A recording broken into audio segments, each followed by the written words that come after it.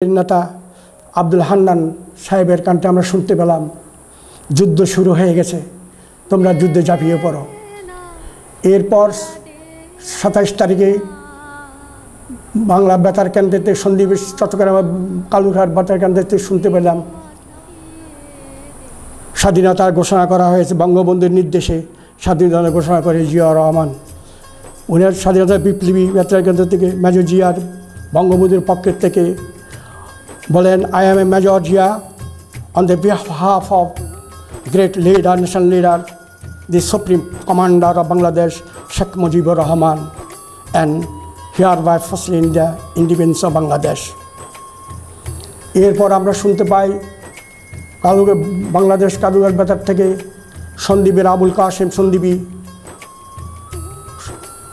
হেলাল মোহাম্মদ ব্যাগের কণ্ঠস্বরে যে মুক্তি বারবার ঘোষণা করা হয় যুদ্ধ শুরু হয়ে গেছে, যুদ্ধ শুরু হয়ে গেছে।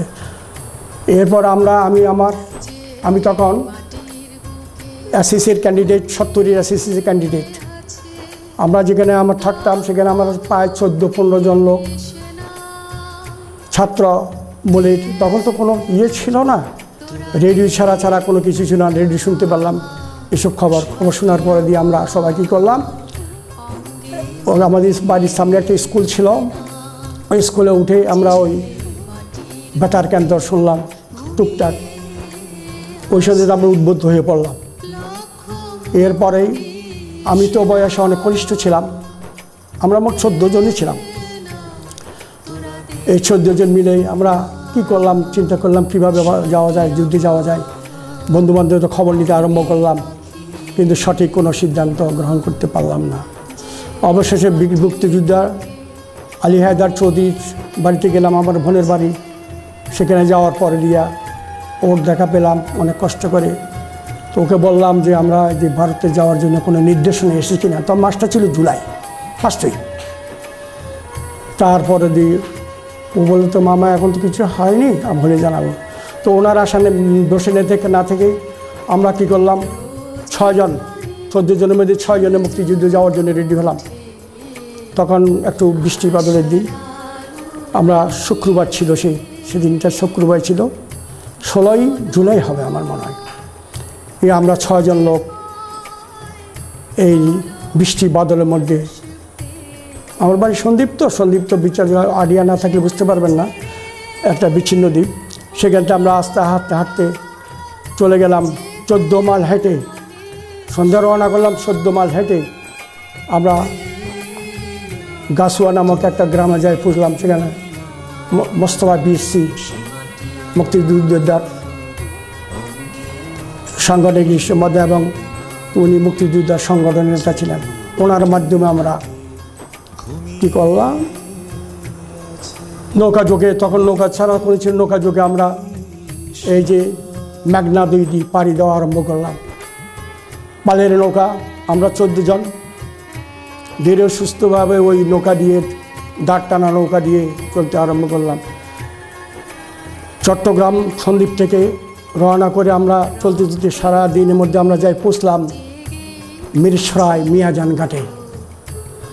মিয়াজান ঘাটে যেয়ে দেখলাম হানাদার বাহিনী মিয়াজানকে অল্প আগে দিয়ে আগুন লাগায়া, লেলিয়ান আগুন লাগায়া শেষ করে দিয়েছে। আমরা যদি আর একটু আগে ওখানে পৌঁছতাম তাহলে আমরা ওই হানাদার বাহিনীর দ্বারা আক্রমণ হতো আমাদের জীবন নাশ শেষ হয়ে যেত। যাই হোক, ওদেরকে জিজ্ঞাসা করলাম, লোকালয় কিছু লোকে বলতেছে ওরা অল্প আগে দিয়ে চলে গেছে। তারপর আমরা ওখানে রাত্রের 11টা-12টার দিকে ওইখান দিয়ে স্পট ছিল, ওখান থেকে মুক্তিযুদ্ধের লোকে যাওয়া আসা করতো। তখন ওই 2 জন গাইডারকে পাওয়া গেল, ওই গাইডার দিয়ে আমরা চললাম। ওইখানে মিয়াজান ঘাটের, মিরসরাই মিয়াজান ঘাটের বুড়বুড়ি ঘাটের নামে একটা ঘাট আছে, সেই ঘাট দিয়ে আমরা এই পায়ে ধরে চলতে লাগলাম। কিন্তু দুর্ভাগ্য বিষয়, কতটুকু যাওয়ার পরে দিয়া বৃষ্টি হয়েছে, তো জোয়ার আসে, জোয়ার ইয়েতে কাদাতে কদামুক্ত হইয়া পলি পড়ে গেছে। তখন আমরা চলতে গিয়ে ওখানে আর 1 পা দিলে 2 পা ডুবে যাই, 2 পা গেলে 3 পা ডুবে যাই। ওখানটা আমরা আর সামনের দিকে আগাতে পারছি না। তখন অনেক লোক এর মধ্যে ক্ষিপ্ত হইয়া ও গাইডারকে মারতে আরম্ভ করলো যে তুমি তো রাজাকার, গুপ্তচর, তোমরা কেন এই পথে নিয়ে আসছো। ওদের ভাষ্য ছিল যে আমরা তো গতকালই এখানে এই পথে লোক পারাপার করেছি, এই এখন তো ছিল না, কাদা ছিল না। যাই হোক, শফিকুল ইসলাম নামে এক আমাদের গাইডার ছিলেন আমার, ওর তখন কলেজে পড়তাম, উনি একটু বুদ্ধি ছিল, আমরা তো ইয়াং, আমরা তো কি বলে রক্ত গরম, ও একটু বুঝিয়ে বললো, ফলে তো আমরা কামব্যাক হয়ে গেলাম, পিছনে আসলাম। পরবর্তীতে আমরা অন্য পথ ধরে আগাতে লাগলাম ভারতের দিকে। আমরা চলতে বৃষ্টি বাদল, টুকটুক বৃষ্টি বাদল আছে। এখন আমাদের ভারতে যেতে হলে রামগড়, ফারদিয়া, রাঙ্গামাটি, নাগ, ফারদিয়া আমাদেরকে ভারতের বর্ডার নিতে হবে। সেখান মধ্যে বড় অসুবিধা হয়ে গেছে যে রেল লাইন ক্রস করতে হবে আমাদেরকে, রেলগান ক্রস করতে হবে। রেলগান ক্রস করতে গিয়ে দেখা যাচ্ছে হানাদার বাহিনীর টলি কিছু লোক ইয়ের যোগে রেলের বগিতে করে আসা যাওয়া করে। তো আমরা ওই কী করলাম, আস্তে আস্তে যে ওখানে কাছে আসিয়া ধান ক্ষেতের ভিতরে, পানির মতো ধান ক্ষেতের ভিতরে মাথাটা শুধু দেখা যাচ্ছে। আমরা ওখানে মাথা উপর করে দেখলাম, তখন দেখলাম একটা রেলগাড়ি ক্রস করে চলে গেছে। তখন গাইডার বলল, ইশারা দিল, ইশারার সাথে সাথে আমরা রেল ক্রস অতিক্রম করলাম। অতিক্রম করে হাঁটতে হাঁটতে আমরা এক পাহাড়ের কাছে উপস্থিত হলাম। তখন গাইডার আমাদেরকে বলল যে আমরা এখন শত্রু হানাদার মুক্ত, আমরা এখন এই পাহাড়ে লেগেছে, এই পাহাড় আমাদের ক্রস করে ভারতের লক্ষ্যস্থলে পৌঁছতে হবে। তখন আমাদেরকে ওইখানে পাহাড়ের উপরে একটু বিশ্রাম দিলেন। 5-10 মিনিট বিশ্রাম নেওয়ার পর দিয়া, সময় হয় না, তখন হলো রাত, তখন তো গরিব ছিল না, কিছুই ছিল না, সম্ভবত রাত 8-9টা হয়ে যাবে। তারপরে এই দুর্গম রাস্তা দিয়ে গাইডার সামনে একজন আর একজন, আমাদের 14 জনের পিছনে। ওরা বলতে এই পাহাড়ে উঠতে আরম্ভ করলাম। গাইডার বলল, আপনারা একজন আরেকজনের ফলো করে থাকবেন, যাতে আপনারা একজনকে আরেকজন হারিয়ে না যান। এইভাবে চলতে চলতে আমরা ক্লান্ত হয়ে গেলাম। অন্তত 2-3 কিলোমিটার পাহাড় অতিক্রম করার পরে দিয়া গাইডারে বলল, এখানে একটু বিশ্রাম করুন, সামান্য ক্ষুধার্ত, কিছু নেই খাওয়ার, আছে শুধু একটি শার্টটা খুলে ফেলছি বহুত আগে, শুধু লুঙ্গি হাতে, আর একটা ছোটো এটাও ভিজে গেছে। তারপর ওখান থেকে ফলমূল, সামান্য অন্য ফল খেলাম। খাওয়ার পর গিয়ে আবার চলা আরম্ভ করলাম। চলা আরম্ভ করতে চলতে পাহাড় অতিক্রম করে, পাহাড় এত পিচ্ছিল, ঝর্নার পানি দিয়ে পাহাড়ে পড়ে যায়। যদি একটু পানি পিচ্ছিল হয় তাহলে কেউ কারো পাওয়া যাবে না। আলহামদুলিল্লাহ, কিন্তু আমরা কেউ হারিয়ে যায়নি। যখন ভোর হয়ে এলো, দেখলো ভোর হয়ে গেছে একটু, আমরা তখন রাঙ্গামাটি পাহাড় অতিক্রম করে একটা সমতল ভূমিতে পৌঁছলাম। সেই যে জায়গাটার নাম ছিল, এখন আমার মনে করতে বহুত কষ্ট হয়, এই জায়গা ছিল শ্রীনগর বর্ডার। একটা শ্রীনগর বর্ডারের মধ্যে দিয়ে ছোট্ট একটা খাল গেছে, নদী গেছে, এদিকে বাংলাদেশ, পরবর্তীতে ভারত। আমরা ওই 14 জন লোক আস্তে আস্তে যাই, ওইখানে পৌঁছার সাথে সাথে সামান্য ওটা খালের মতো, ওদিকের থেকে আমাদেরকে বললো জয় বাংলা বলে আমাদেরকে সম্বরণ করে নিল ভারতের। ওরাও মুক্তিযুদ্ধ হবে, অথবা ভারতের সদস্য হবে। আমরা ওই ছোট্ট ডিঙি নৌকা দিয়া ওপারে চলে গেলাম। আমাদের ওদেরকে বরণ করে নিল। কিন্তু আমাদের এখন সমস্ত শরীর কাদামাক্ত, শুধু ভেজা, কিছু নাই। আমরা সামান্য একটু পরে দেখলাম যে একটু বিল আছে, ওই বিলে গিয়ে আমরা হাত মুখ পরিষ্কার করলাম। হাত মুখ পরিষ্কার করে একটুখানি রেস্ট করার পরে দিয়ে ওখানে দেখলাম ছোটোখাটো মৌসুমি দোকান। এই দোকান থেকে ফল বলতে ছিল না, তখন আমাদের মুড়ি আর চিড়া ছিল বোধ হয়।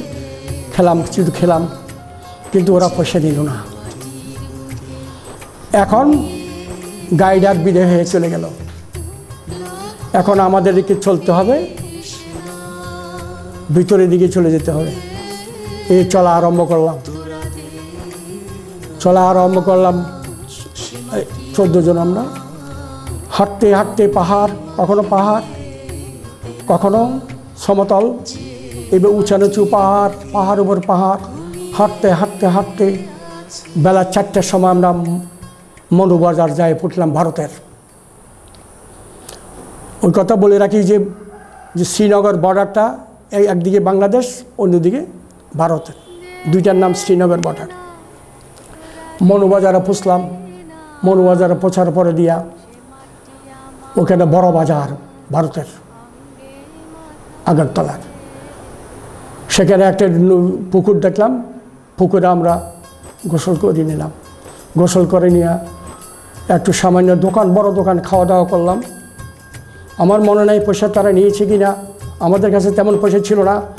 10 টাকা 5 টাকা বলতে কেউর কাছে কোনো টাকাই ছিল না, কেউর কাছে হাতের আংটি ছিল। গরিব বলতে তো কল্পনাই করতে পারি না 14 জন মধ্যে। তারপরে এখানে সামান্য গাছের নিচে আমরা শুয়ে গেলাম। শুয়ে আমাদের যেতে হবে গন্তব্যস্থলে। কোথায় গন্তব্যস্থল আমাদের কেউ জানা নেই। ভারতের লোকের জিজ্ঞাসা, বাংলা ভাষা যেহেতু ওরা বাংলা বুঝে, শুদ্ধ বাংলা, জিজ্ঞাসা করা হলো এখানে আপনার দাঁড়ান, এখানে গাড়ি পাবেন। কিছুক্ষণ গরিব, তখন 4টা বাজে, আমরা গাড়ি পেলাম, একটা ট্রাক। এই ট্রাকের উপরে দিয়ে আমরা গেঁচাগেঁচি করে চলতে আরম্ভ করলাম। এই ট্রাক আমাদেরকে নিয়ে চলতে আরম্ভ করলো। আমরা দাঁড়িয়ে চলতে ঠিক রাতের 12টা বাজে ত্রিপুরা রাজ্যের বড় হরিণাতে আমরা পৌঁছলাম। সেখানে পৌঁছা আমাদের ট্রাকেরতে নামিয়ে দিল। তখন রাত 12টা বাজে, প্রায় 12টা বাজে, গড়িত নাকি উঠেছে। তখন হরিয়ানা ইয়ত কাম, সেখানে আমাদের নামার পরে রিসিভ করলো আমাদের সন্দীপের ছাত্রলীগের তৎকালীন কমান্ডার এম.এ. সেলিম, বাবা সেলিম, মুক্তিযোদ্ধার কমান্ডার, এখন কমান্ডার, তখন আবুল কাশেম, আব্দুল বাতিন সদাগরের ছেলে আবুল কাশেম আওয়ামী লীগ করতেন। ওনারা আমাদের বরণ করে নিলেন। ওনার সাথে আমাদের আগের পরিচয় ছিল। ওনারা বরণ করে দিলে, কিন্তু ওনারা আমাদের কোনো খাওয়া দাওয়া দিতে পারলো না। তো আমরা কি করলাম, পাহাড়ের ছোটো হরিণের নিচে দিয়ে, ঝর্ণা দিয়ে নিচে নেমে ওখানে একটু হাত মার দিয়ে আসিয়া কোথায় শুয়েছিলাম মনে নাই। টেন্ট ছিল, টেন্টে আর তো জায়গা হবে না। তখন করতে দোকান খুঁজলাম। দোকান খুঁজতে দোকান পেলাম। দোকানের মধ্যে কিছু মুড়ি দিয়ে কিছু সামান্য আমরা খেলাম, খাই আমরা ঘুমিয়ে পড়লাম। ওখানে বাবা এম.এ. সেলিমের কথা না বললে নয়। তিনি আমাদের অর্ডার দিয়েছেন, তোমরা যেখানে পারো শুয়ে যাও, সকাল 9টার ভিতরে এই অফিসের সামনে চলে আসবে, হরিণার ইউথ ক্যাম্পের সামনে। এখানে আসলে পরে তোমাদের সাথে বাকি কথাবার্তা হলে। ভোরবেলা আমরা ওখান থেকে আসলাম, ওনার সাথে জড়ো হলাম। জড়ো হওয়ার পরে দিয়া বীর মুক্তিযোদ্ধা বাবা সেলিম, এম.এ. সেলিম এবং আবুল কাশেম আমাদের বলল, হয়তোবা কিছুক্ষণের মধ্যে ওখানে ট্রেনিং নেওয়ার জন্য কোনো টিম আসবে। টিম আসলে বলে তোমরা দূরে যেও না, কোনো একটা হুইসেল দিলে তোমরা এসে যাবা। এমনি করতে আমরা 8-10 দিন এভাবে থাকলাম। কিন্তু ট্রেনিং সেন্টারের থেকে কর্মকর্তারা আসে, 2-1জনকে নিয়ে যায়, বা 10 জনকে নিয়ে যায়, তাদের রিকোয়ারমেন্ট যা আছে তা নিয়ে যাই আমরা। এর 10-15 দিন পরে দিনের 10টা বাজে হুইসেলের সাথে সাথে আসে হাজির হলাম অনেক। আমরা 14 জন না, তখন তো প্রায় 150, 200, 300, 500 জন সন্দীপের লোক হবে। সন্দীপ, মিরসরাই, সীতাকুণ্ড, পটিয়া, রাউজান, ফটিকছড়ি, ফেনী, নোয়াখালী, কুমিল্লার কত শত ইউথ ক্যাম্পের জ্বর হয়েছে। তারিখের কথা আমার মনে নাই, আমার ধারণা হলো এটা হবে অক্টোবরের 8 তারিখ, 10 তারিখ 1971 সালে। ওখানে ডেলিগেটার আসলো। ডেলিগেটার আসার পর আমরা দাঁড়িয়ে গেলাম, লাইন ধরে, অগণিত লাইন ধরতে ধরতে যারা একটু লম্বা ছিলাম, ইয়াং ছিলাম, তাদেরকে ইশারা করে একসাথে নিয়ে ওই সাইড করলো। আমার মনে হলো গন্তি তো পারিনি, তখন এই সুযোগ ছিল না। 50 কি 60 জন আমরা, আমাদেরকে আলাদা করলো। আলাদা করে গাড়িতে তুলে দিল। আর বাকি যারা 200, 300, 500 ছিল, ওনারা এই সুযোগে পরবর্তী অত কোনো ডেলিগেটার আসবে, কোনো মুক্তি যেখানে সেন্টার মুক্তিযুদ্ধের ট্রেনিং হয় সেখানটা আসবে, এই দফাতে আমরা উঠে গেলাম। আমাদের ট্রাকে তুলে দেওয়া হলো। আমরা এই গাড়ি চলতে লাগলো। চলতে চলতে দিনের 2টার দিকে আমরা, ওখান থেকে বেশি দূরে ছিল না, ছোট হরিণার থেকে 50 কিলোমিটার দূর হবে বগাপা ট্রেনিং সেন্টার, নাম বগাপা। বগাপাতে আমরা ওখান থেকে নামলাম। ওখানে নামে আমাদেরকে নাম সারিবদ্ধ করা হলো। সারিবদ্ধ করে নাম লিস্ট করা হলো। লিস্ট করা হওয়ার পরে দিয়া আমাদেরকে তাঁবুতে নিয়ে গেল পাহাড়ের উপরে, অনেক উপরে পাহাড় উপরে। সেদিন আমরা বিশ্রাম করলাম। বিশ্রাম করার পর সন্ধ্যার সময় আমাদেরকে বলা হলো, এর ভিতরে দিয়ে আমাদেরকে কিছু খাদ্য নাই তো, ওরা ওই পানির জল আনে, ইয়ের থেকে ঝর্নার পানি থেকে এনে আমাদের দিয়ে পানি, অন্য জিনিস দিয়ে আনে, আমাদের খানা টানার জন্য রেডি করলো। আমরা সন্ধ্যার ডুবার আগে দিয়ে, বেলা ডুবার আগে দিয়ে খানা খাইতে হলো, কেন ওদিকে তো ইলেকট্রিসিটি নেই। দিনের আলোতে আরও হলো পাহাড়। তারপরে দিয়ে আমরা ওখানে সন্ধ্যা খানা খেয়ে ফেললাম। খানা খেয়ে তারপর যার তাঁবুতে, আবার সন্দীপ চলে গেলাম। অন্য তাঁবু আছিল, ছোটো তাঁবু বোধ 10টা 15টা তাঁবু হবে। তাঁবুতে আমরা শুয়ে গেলাম। তারপরের দিন 10ই আগস্ট, আমার ধারণা 10ই আগস্ট হবে। সকালবেলা হুইসেল দিল, নাস্তা দিল। সকালবেলা নাস্তা দিল একটা চা, 1 কাপ চা, মগ গরম আর একটা রূপপুরি খেলাম।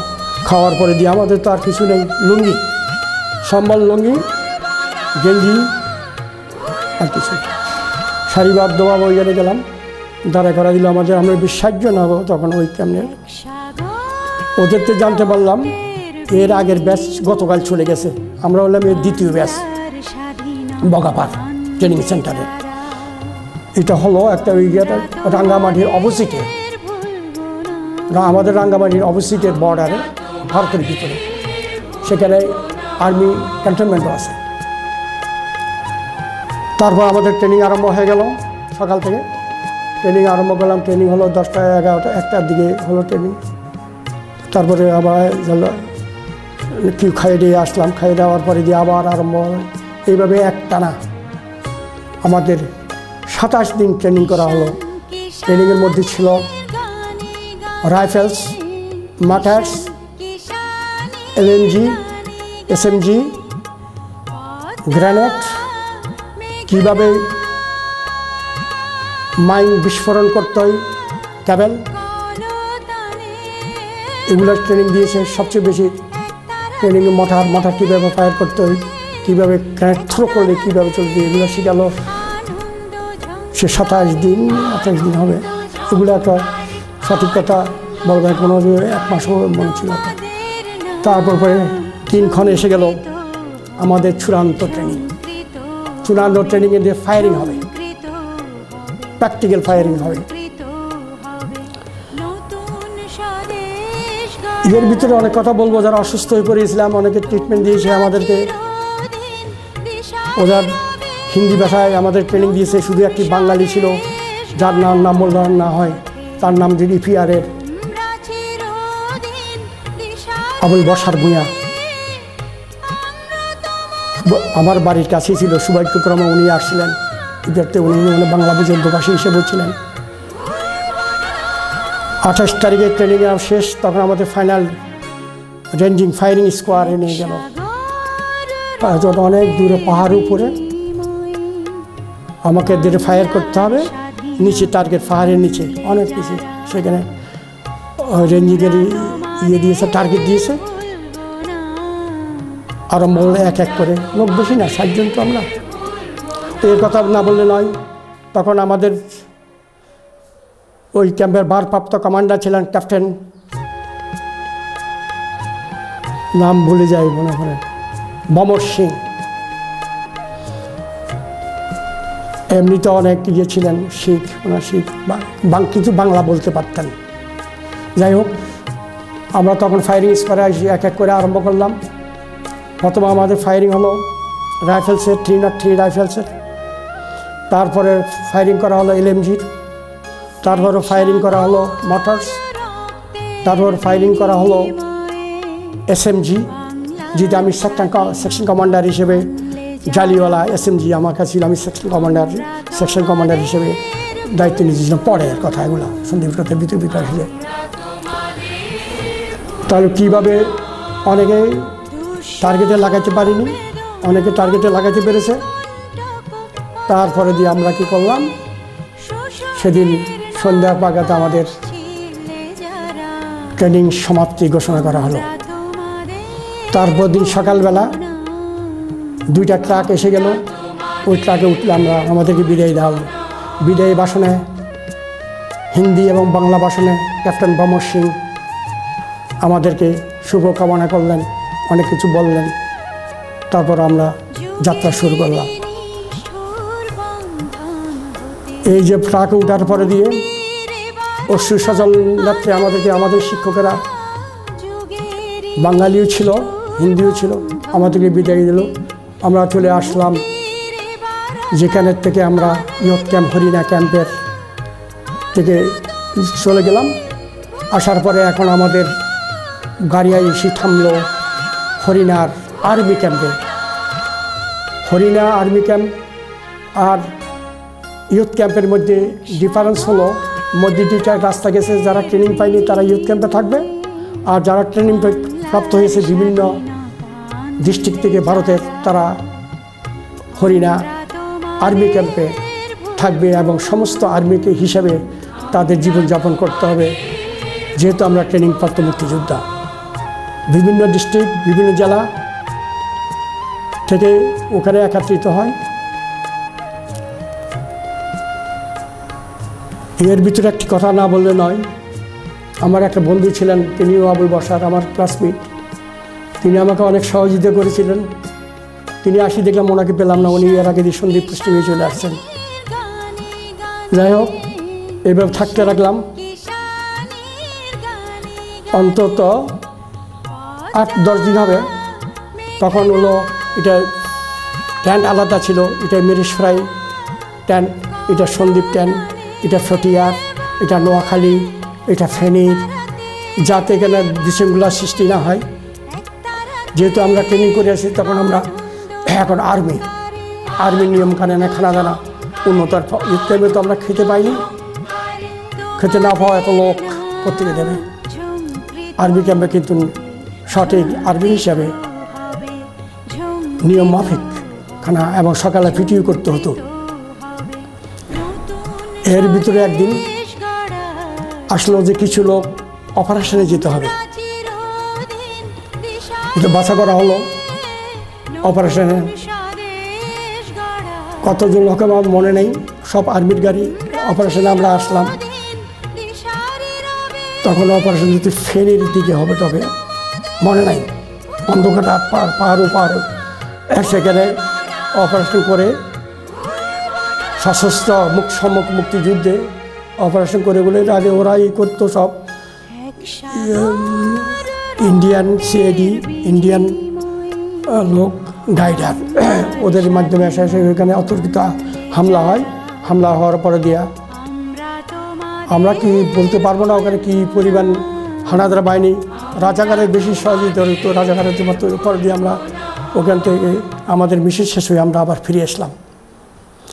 ফিরে আসার পরে দিয়া বললাম আসলো 29শে অক্টোবর 1971। এর ভিতরে দিয়ে অনেক লোক, অনেক মুক্তিযোদ্ধা নিজ নিজ এলাকার ট্রান্সফারে চলে গেছে। আমাদেরকে পোস্টিং করা হবে, কিছু পোস্টিং করা হয়েছে চকরিয়া, কিছু পোস্টিং করা হয়েছে টেকনাফ, কিছু আপনার যেহেতু আমাদের সন্দ্বীপ, আমরা বাসী সন্দ্বীপ, যেহেতু সন্দ্বীপের তখন অনেক লোক একত্র হয়েছি, প্রায় 101 জন হবে সন্দ্বীপে ট্রেনিং করতে আসছি। তখন আমাদের পোস্টিং অর্ডার হলো সন্দ্বীপ। একটা কথা বলে রাখি, এর ভিতরে দিয়া মুক্তিযোদ্ধা রফিকুল ইসলাম নেতৃত্বে 12 জন মুজিব বাহিনীর লোক, ওরা দেরাদুনে ট্রেনিং করেছেন আর সর্বপ্রথম সন্দ্বীপ এসেছেন। ওদের আসার সময়টা ছিল আগস্টের শেষ দিকেও। এরপরে সিএনসি শফিকুল ইসলামের নেতৃত্বে, বিসি শফিকুল ইসলাম মাস্টারের নেতৃত্বে 146 জনের একটা দল সন্দ্বীপে পোস্টিং হয়েছে। এর পর্বে সিএনসি ইয়াসিনের নেতৃত্বে 60-70 জন লোক সন্দ্বীপে পোস্টিং হয়ে আসছে। এরপর আবুল কাসেম বাদল সদাগরের ছেলে না পরিচিত, ওনার নেতৃত্বে কোম্পানি কমান্ডার, ওনার নেতৃত্বে 100-রও বেশি লোক সন্দ্বীপে পোস্টিং হয়ে আসছে। সন্দ্বীপের মুক্তিযুদ্ধের সঙ্গে তখন বলতে গেলে 400-রও অধিক হবে। এর ভিতরে লোকাল মুক্তিযুদ্ধ হিসেবে তৈরি করেছে। তারপর আমরা পোস্টিং অর্ডার হয়ে গেল। অর্ডার হওয়ার পরে নাম লিস্ট হয়ে গেল।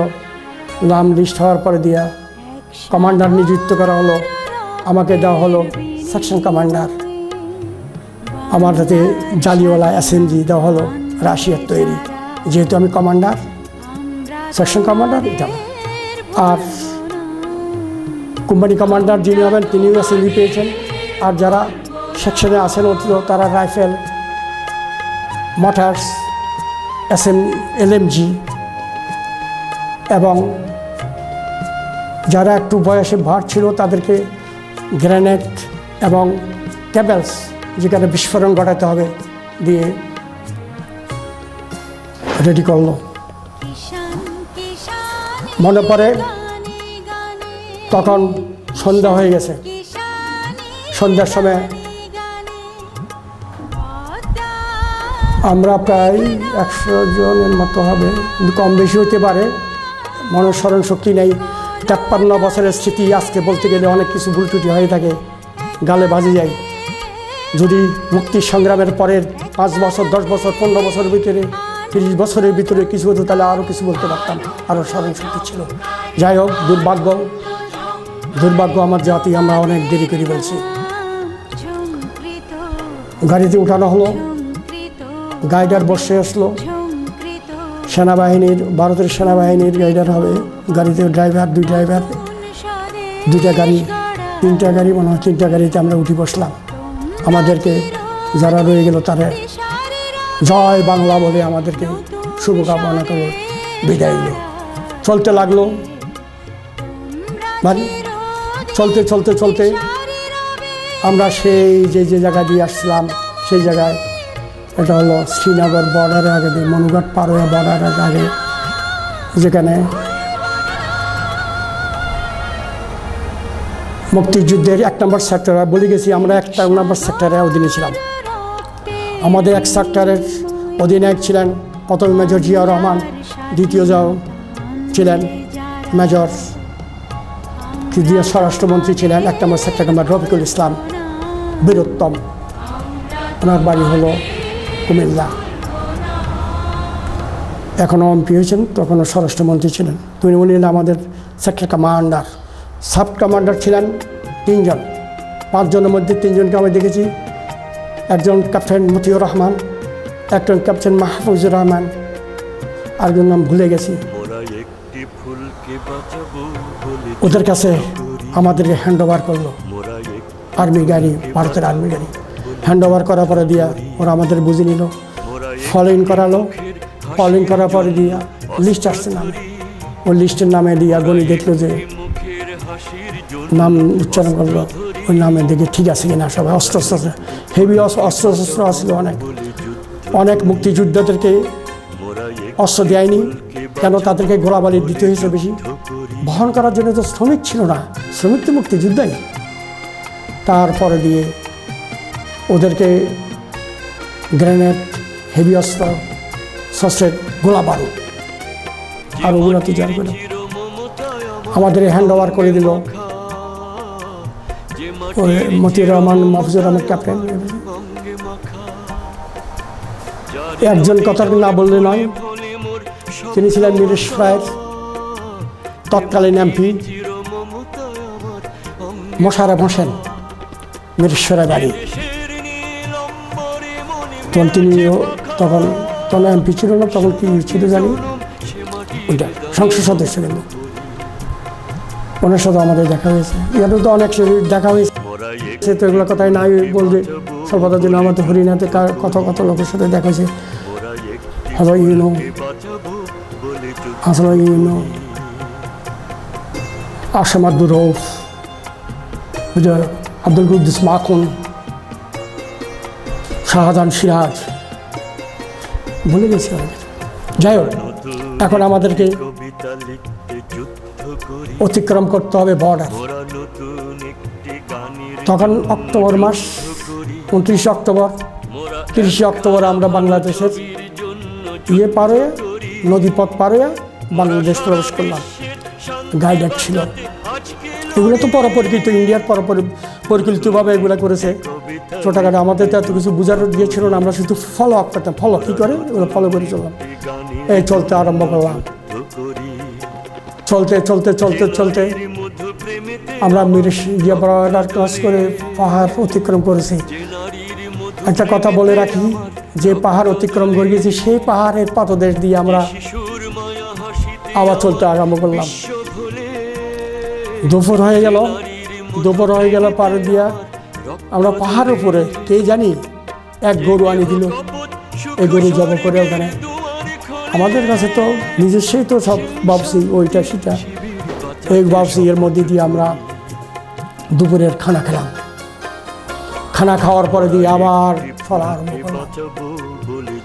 চলতে চলতে ভোরবেলা আসি পৌঁছলাম, আমরা ক্রস করলাম সেই পাহাড়, ক্রস করে আমরা মিরেশ্বরায় মিয়াজান ঘাট পার হয়ে আসে, রেলক্রস পার হয়ে হাঁটতে আরম্ভ করলাম।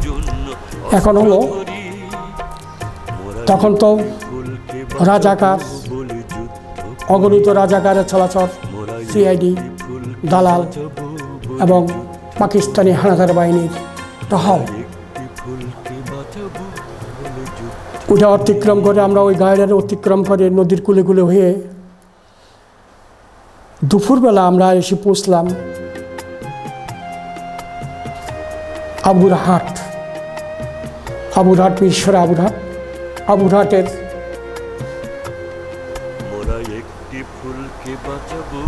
তখন ছিল তরমুজ, ভালো তরমুজ হতো তখন, তরমুজ খেতের বিরাট তরমুজ খেতের, ওখানে তরমুজ, বিভিন্ন তরমুজে, ওখানে তরমুজ গাছের উপরে বহু দূর থেকে ফায়ারিংয়ের শব্দ আসতে আরম্ভ করলো।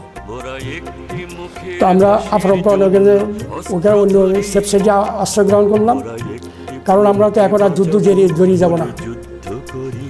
যুদ্ধ করতে হলে পরিকল্পনা থাকতে হবে, নিয়ম থাকতে হবে, আর এমনি তো হঠাৎ করে সামনে পড়ে গেলে তার তো প্রতিহত করতেই হবে, সে ট্রেনিংও আমাদের দিয়েছে।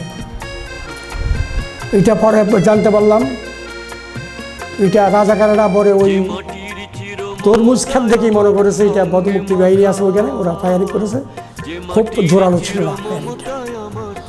যাই হোক, পরে আমরা ওই দিকে আক্রমণ করে আমরা নদীর কুলে চলতে আরম্ভ করলাম, কারণ এটা তো তখন রাজাকার, কোন দিকে কে আসি পড়ে, কোন বাঙালি আসে পড়ে।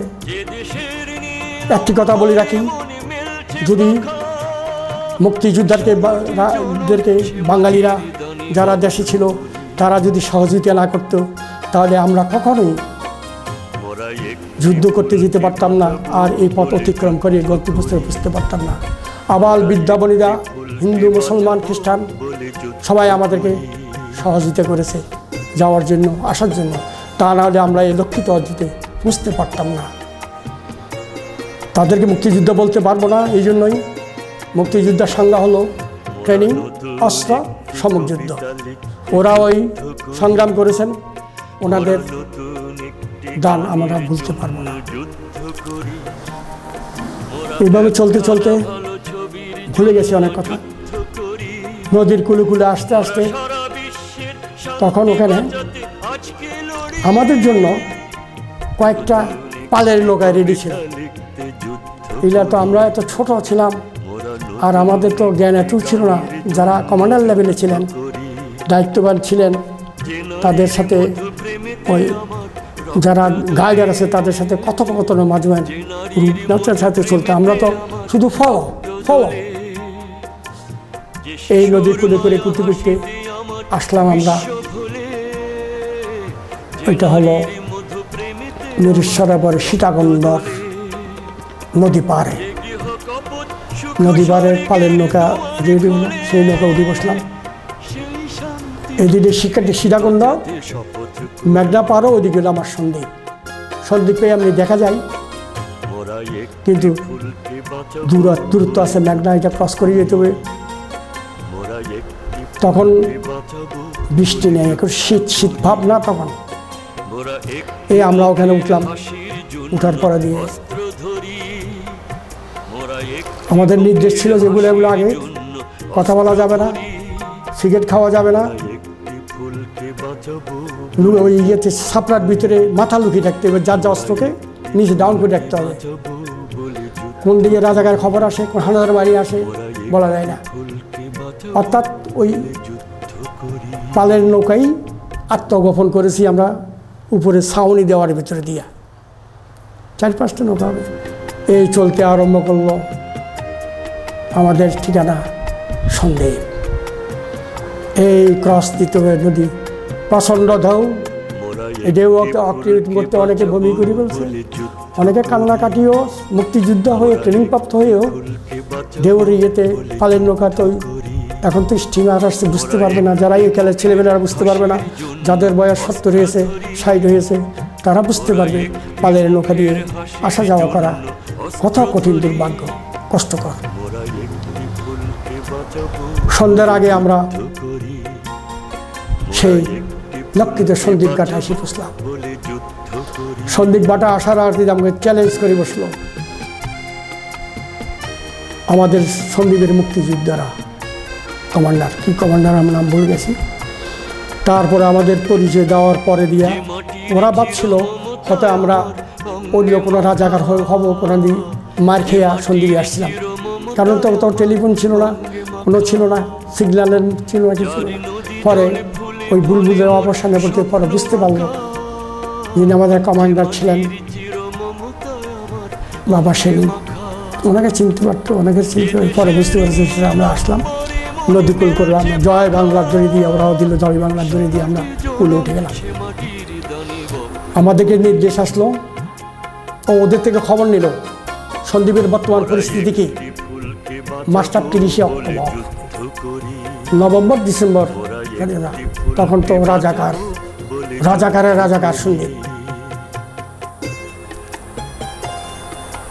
কিন্তু হানাদার বাহিনীর রণতরী ছিল, ওরা চলে গেছে, এগুলো ইতিহাস অনেক। এখন আছে শুধু পাঞ্জাবি আছে থানা, আর কিছু কিছু ওদের দোসর মুক্তিযোদ্ধার বিভিন্ন ক্যাম্প আছে, অনেক অগণিত ক্যাম্প। কিছু কিছু ক্যাম্পেরকে ওদেরকে সারেন্ডার করে দিয়েছে আমাদের মুক্তিযোদ্ধারা। আগে যারা ছিলেন 400 থেকে 500 মুক্তিযুদ্ধ আগে ছিলেন, তারা কন্ট্রোল করেছে কিছু কিছু। আমাদেরকে এত ব্যাক পাইতে হয় না আমাকে। তারপরও আপনি সচরাচর চলতে পারবেন না। কারণ আমার নির্দেশটা হলো, এক কাজ করেন আপনারা, এখানে আগেও নির্দেশ দিচ্ছে, আপনারা অতি সম্পূর্ণ আপনারা নিজের বাড়িতে বুঝতে পারেন কিনা দেখেন। যেহেতু আপনাদের বাড়ি, আমরা এলাকা চিনবেন। সন্দ্বীপের আয়তন অনেক বেশি, তখন ছিল 18টা ইউনিয়ন, এখন ভাঙতে ভাঙতে 12টা ইউনিয়ন হয়ে গেছে, ভেঙে গেছে নদীর বাংলায়। সন্দ্বীপের চতুর্দিকে কিন্তু নদী, বঙ্গোপসাগর, মেঘনা। এরপরে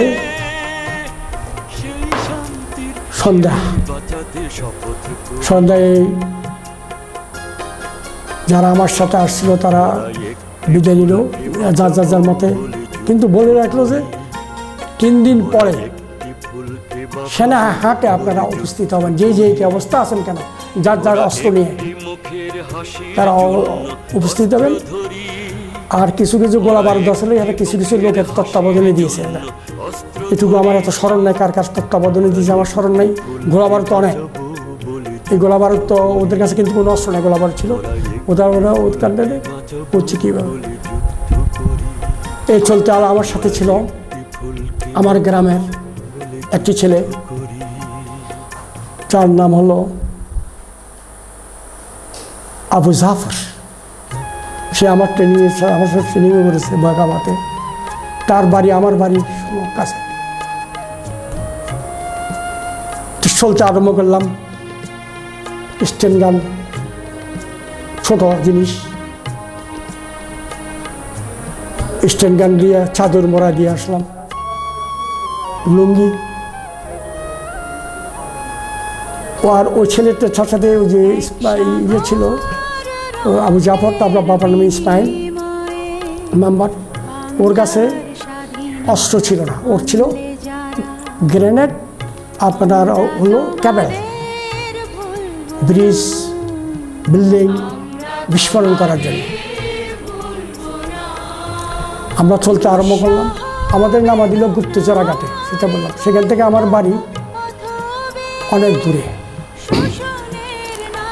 অন্ধকার রাত, রাতের মধ্যে আমরা চলতে চলতে চলতে চলতে বাউরিয়া, আমার নানার বাড়ি সোনালা চৌধুরী বাড়ি। সে চৌধুরী বাড়ি অতিক্রম করে চিনি, অন্ধকার তো চিনতে কষ্ট হয়। ও কি আমার চেয়ে ওর বয়সে বড় ছিল, ও কি চিনতে। হাঁটতে হাঁটতে আমরা পৌঁছে গেলাম আমার গ্রাম, সে কালাপানিয়া, ঐতিহ্যবাহী কালাপানিয়া। কালাপানিয়াতে পৌঁছার পরে ও চলে গেল ওর নিজের বাড়িতে। আমি ছিলাম ওখানে টনসা ফকির নামে একটা তেমাতা আছে, সেখানে খুঁজতে আরম্ভ করলাম কেউ কেউ পাওয়া যায় কিনা। পাইলাম বাহ্যক্রম, পাইলাম আমার মেজদা জনাব আব্দুল হান্নান। উনি আমার মেজদা, তখনকার অনেক বয়স, এখনও দুনিয়ার মাঝে নাই। ওনার সাথে দেখা হলো। দেখা হওয়ার পরে দিয়া বাড়ির খবর নিলাম। খুঁজতে কান্নাকাটি হলো। পরে বললাম যে মা কি জীবিত আছে, বেঁচে আছে। মার জন্য পান নিতে চেষ্টা করলাম। আমাদের কাছে পয়সা ছিল, আমাদের কাছে তখন 75 টাকা দিয়েছিল, সে কথা বলতে বলে গেছে। 75 টাকা, বাংলাদেশি টাকা দিয়েছে। যখন আমরা ইয়ে থেকে রওনা করি আর্মি ক্যাম্প হরিণার থেকে, পান পাইলাম না। আসলাম, বাড়িতে আসলাম। বাড়ির সাথে সামান্য কাছে 2 মিনিটের মধ্যে আমার মেজদা বলল, আম্মা আম্মা দেখেন কে আসছে, আপনার জসিম ফিরে আসছে। মা প্রথমটাকে এসে গেলেন, জড়াজড়ি কান্নাকাটি হলো। ভাইদেরকে আমরা সবাই ভাইদের কথা জিজ্ঞাসা করলাম, বড় ভাই আছে, মেজো ভাই তো আসেন, সেজো ভাই কোথায়? বলতেছে উনি মজিব ভাইয়ের আন্ডারে শহরে ট্রেনিংয়ে আছে, রাত্রে ট্রেনিং করে দিনে থাকে। হুমায়ুন কবির বাহার, লোকাল মুক্তিযোদ্ধা, যদি মুক্তিযোদ্ধার জন্য চেষ্টা করেননি, হন উনি মুক্তিযুদ্ধের দাবিও করেন না। এর ভিতরে খবর পেয়ে কেবল খবর পেয়ে গেছে লোক, আশেপাশের লোক আরম্ভ করলো আসা। বাড়ি, আমাদের বাড়ির আশেপাশে 3-4 বাড়ির লোক আসলো, চাচারা। এটা একটা আনন্দ জিনিস। ওরা আমার অস্ত্র দেখতে চাইলো, অস্ত্র দেখালাম, খুশি হলো। ওরা চলে গেল। কান্নাকাট করল। এখন আমি আমার নিরাপত্তা মেজবাইকে জিজ্ঞাসা করলাম, দাদা এখানে তো সেনাবাহিনী নেই, হানাদার বাহিনী নেই, রাজাকার আল বদরের কী খবর? বলতেছে এরা আসে দিনের, আমাদের বাড়িতে আসে না, ওদের চক্কর টক্কর মারে, ধরে ধরে নিয়ে যায়। বললাম ভাত খেলাম, ভাত খেয়ে মাঠ থেকে বিদায় নিয়ে বাড়ির পিছনে বাঁশ গাছ আছে, বাঁশ গাছ, আমাদের বাড়িটা বিরাট বাড়ি, হাজির পঞ্চায়েতের বাড়ি, বিরাট বাড়ি। রাত্রে ওই বাড়িতে ওই বাঁশতলা যায় অস্ত্রসহ থাকলাম। এইভাবে থাকতে থাকতে 3 দিন ছিলাম বাড়িতে। যথারীতি খোঁজখবর পাওয়ার মতো কিছু নেই, টেলিফোন তো নেই, কোথাও নেই, দূর থেকে সত্য মিথ্যা শোনা নাই। তখন আমাদের একাত্র হতে হলো সেই সেনারহাট, মুসাপুর সেনারহাট হাই স্কুলে একত্রিত হতে হবে। সেখানে আমরা একত্রিত হলাম। একত্রিত হওয়ার এটা একটা কথা বলে রাখি, তখন সন্দীপ হানাদার বাণী পাঞ্জাবি নেই, হানাদার বাহিনী নেই, আছে গুপ্তচর রাজাকার, তাও অনেকটা উচ্ছেদ করে ফেলছে। তারপরে দিয়ে শুনলাম এর আগে দিয়া গানবোট আসছিল, গানবোট থেকে ওরা আসে আবার চলে গেছে, গিয়ে দেখে হানাদার বাহিনী। এই ব্যাপার করতে করতে বিভিন্ন দলের সাথে যোগাযোগ হলো, নেতাদের সাথে, কমান্ডার, অনেক কমান্ডার, যে কমান্ডারের কথা আমি বললাম, কমান্ডারের সাথে যোগাযোগ হচ্ছে। আমি যে সেকশন কমান্ডার, আমার প্লাটুন কমান্ডার ছিলেন মহরম হেদায়তুল ইসলাম বাবর, তিনি 2 নাই প্লাটুন কমান্ডার। এভাবে আমরা থাকতে লাগলাম, ক্যাম্পটা নির্দিষ্ট চতুর্দিকে যোগাযোগ করতে হবে। এভাবে করতে করতে অক্টোবর, নভেম্বর কেটে গেল। এর ভিতরে দিয়ে আমরা সন্দ্বীপের চতুর্দিকে পাহারা দিয়ে যেতে হতো। আমরা যেতে হতো, আমরা ভাবছিল পার্টি কোন যাবে, যাতে কোনো গানবাট আসিয়া সন্দ্বীপের কোনো পাশায় আক্রমণ না করতে পারে। মুক্তিসংগ্রামের সংখ্যা তো অনেক, সুন্দর চতুর্দিকে ভাগে ভাগে আমরা পাহারা দিলাম। এবার পাহারা দিতে দিতে আসলো 2রা ডিসেম্বর। 2রা ডিসেম্বর আসলে দেখলাম, স্পষ্ট দেখতে পেলাম যে চট্টগ্রাম থেকে রিফারিং ফাইল থেকে, তখন আমার মনে যতটুকু মনে পড়ে, তখন 2 তারিখে পাকিস্তান কর্তৃক বিমানে ভারত আক্রমণ করেছিল। সেই সূত্র ধরে বিমান বাহিনীর, হানাদার বিমান বাহিনীর বিমান যোগে মিরসরাই, আমি তো মিরসরাই সন্দ্বীপের লোক, ফটিয়া, ওখানে ফায়ারিং করতে করতে, ফায়ারিং করতে আগুন আর আগুন জ্বলতে, আগুন আর দেলিয়ান, আগুন আর আগুন জ্বলতেছে। অন্যখানে তো খবরের সবখানে। আর 6 তারিখের তখন আমরা কী করলাম, আমরা তো চতুর্দিকে সন্ধিকে বেষ্টনী করে রাখছি মুক্তিযোদ্ধারা। তারপরে কিছুদিন 2 তারিখ, 3, 4 তারিখ, 5, 6 তারিখ এগুলো ফায়ারিং হচ্ছে, শুধু লাল আল্লাহ, কিছুই রাখিনি। আমার সেই চট্টগ্রাম, মিরসরাই একটা ছিল, মিরসরাইয়ের সাথে ছিল পার্শ্ববর্তী, ভুলে গেছে এই মুহূর্তে। 6 তারিখের ঘটনায় তো বললাম আমরা সন্দ্বীপ আক্রমণ করলাম। এর ভিতরে দিয়ে আমরা নভেম্বর প্রথম দিকে আমরা সন্দ্বীপ থানা আবার একবার আক্রমণ করেছিলাম, কিন্তু সেই আক্রমণে মোটর আমাদের কাজ করেনি বলে আমরা ব্যর্থ হয়ে গেছি। পরিশেষের বাসনতা আমি বলেছি যে আমার সন্দ্বীপ থানা কীভাবে আক্রমণ করলাম, যতটুকু পরে এটুকু, কিছু ভুল ত্রুটি হতে পারে। 53